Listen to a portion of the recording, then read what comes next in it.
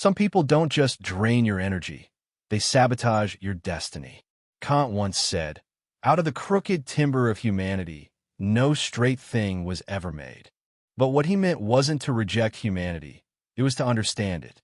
Because not everyone is ready for the same truth you live by. And if you keep trying to save those who refuse to rise, you'll drown in their denial. These are the 4 kinds of people you must stop helping, not out of cruelty, but out of wisdom. Immanuel Kant believed that morality depends on reason, that our duty is to act from principle, not emotion. But reason must also recognize its limits. Compassion without discernment becomes self-destruction. There's a dangerous illusion many good people fall into, believing that helping everyone makes them virtuous. Kant would disagree. He'd say that your moral worth doesn't come from how much you help, but from why you help and whom you choose to help. Because some acts of kindness are really just fear in disguise. Fear of rejection, fear of guilt, fear of being seen as selfish. But self-sacrifice without purpose isn't noble. It's naive, and the world punishes naivety more brutally than it punishes wickedness. So today, let's face an uncomfortable truth. There are 4 kinds of people you must not help if you truly want to grow, not just in success, but in soul. 1. The perpetual victim. These are the people who never run out of tragedies, yet never run toward responsibility. Every failure, every heartbreak, every misfortune is someone else's fault. You'll listen to them for hours, give them advice, even rescue them from the same chaos they created, and a week later, they'll be right back where they started. Kant would call this a failure of autonomy, the refusal to act from one's own reason. They live as if the world owes them a correction for every mistake they refuse to learn from. Helping a perpetual victim doesn't heal them, it enables them. And every time you do, you become part of the problem. Compassion isn't about feeding weakness. It's about empowering strength. Sometimes the most moral thing you can do is step back and let life teach them what you cannot. 2. The emotional manipulator. These are the people who weaponize guilt. They know exactly how to make you feel responsible for their happiness. They'll say, "After all I've done for you," or "You've changed," as if your growth is an act of betrayal. They drain your time, your peace, your boundaries, and then call it love. But Kant reminds us that to use another person merely as a means to your own end is morally wrong. Emotional manipulators do exactly that, and when you let them, you become complicit in your own exploitation. Helping them doesn't make you good. It makes you available. And if you keep letting guilt guide your decisions, you're no longer acting freely. You're acting under emotional coercion. Freedom means choosing what's right even when it costs you approval. So cut the strings. You're not a puppet in someone else's drama. 3. The eternal dreamer. These people talk big, always planning, never doing. They'll tell you about their vision, their idea, their calling, but when it comes time for discipline, they disappear. They live in the future because the present demands accountability.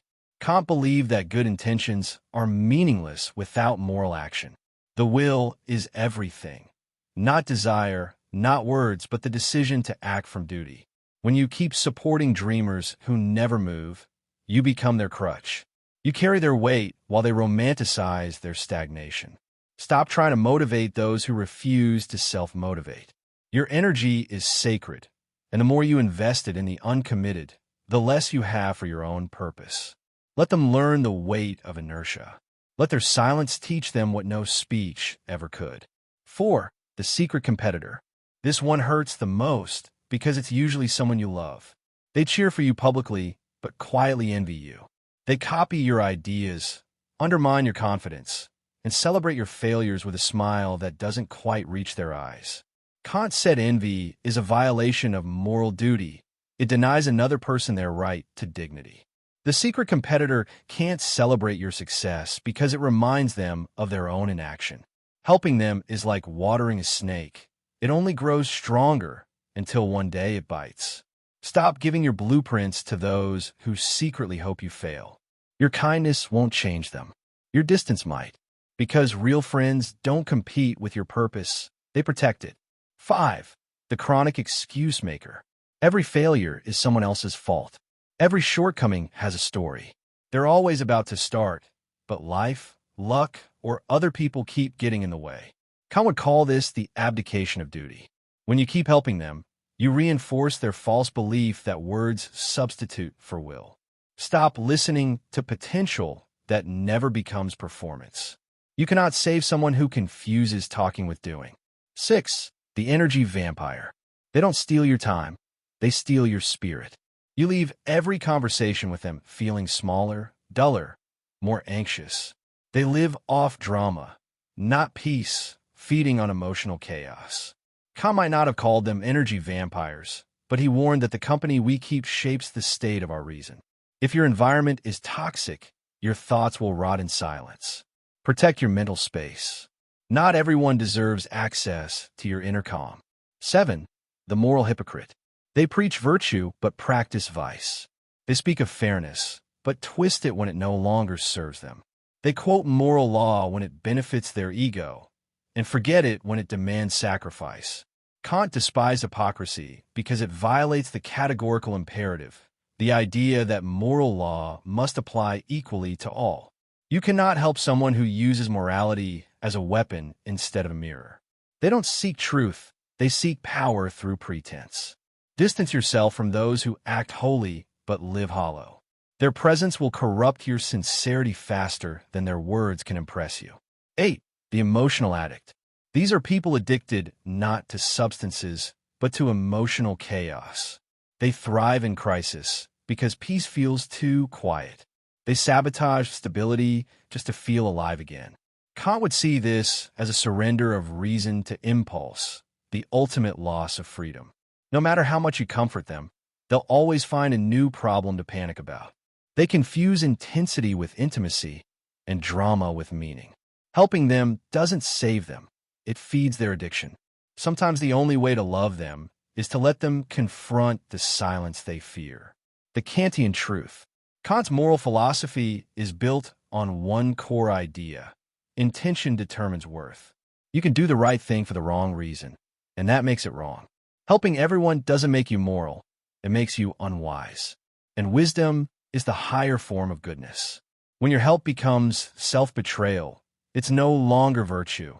It's vanity disguised as kindness. Remember, you are not obligated to fix those who refuse to grow. You are not required to explain your peace. You are not a savior. You are a soul learning discernment. To succeed in life, truly succeed, you must master one skill Kant valued above all, the ability to act from reason, not emotion. To say no not because you are cruel, but because you are clear. The man who tried to save everyone. Elias was the kindest man in his circle, dependable, giving, always there when someone needed help. He believed that his goodness was measured by how much he sacrificed. When friends lost jobs, he gave them money. When relationships broke, he gave them time. When others failed to show up, he carried their burdens, telling himself it was the right thing to do. But something strange began to happen. The more he gave, the more people took, and the less they respected him. One friend borrowed money and vanished. Another blamed him when their plans collapsed. His coworkers dumped their problems on him, but never their gratitude. Elias began to feel hollow, like the light he was giving away had no source left inside him. Then one night, after helping a friend through yet another crisis, he sat alone in his apartment, exhausted. He opened a philosophy book, and his eyes landed on a single line. Act in such a way that you treat humanity, whether in your own person or that of another, always as an end and never as a means only. He realized he had become the means. He had allowed others to use his kindness as fuel for their irresponsibility. The next day, he did something radical. He stopped saying yes. He didn't announce it. He just began honoring his own boundaries. When the perpetual victim called, he listened, but didn't rescue. When the manipulator tried guilt, he smiled and said, "I hope you find peace." When the dreamer spoke of plans, he replied, "Show me progress." When the competitor asked for advice, he wished them luck and kept his strategies private. At first, they were angry. They accused him of arrogance, selfishness, betrayal. But slowly, his life began to change. He started waking up with energy again. He began working on his own goals, and within a year, achieved more than he had in the last 5. And most tellingly, those who truly loved him never left. They adapted. They respected him more, because real love doesn't require you to shrink. Elias didn't become harder. He became wiser. He finally understood what Kant meant by maturity. The courage to use your own reason, even when others misunderstand you. So remember, you cannot help those who refuse to help themselves. You cannot enlighten those who worship their ignorance. You cannot save those who find comfort in drowning. Kant would tell you, morality begins where self-deception ends. And the truth is, some people are not meant to be your mission. They are meant to be your mirror. They reflect the lessons you need to learn, when to give, when to guard, and when to let go. Be kind, but be wise. Help, but don't enable. Love, but don't lose yourself. Because the more clearly you see who drains you, the faster you'll rise into who you were meant to be.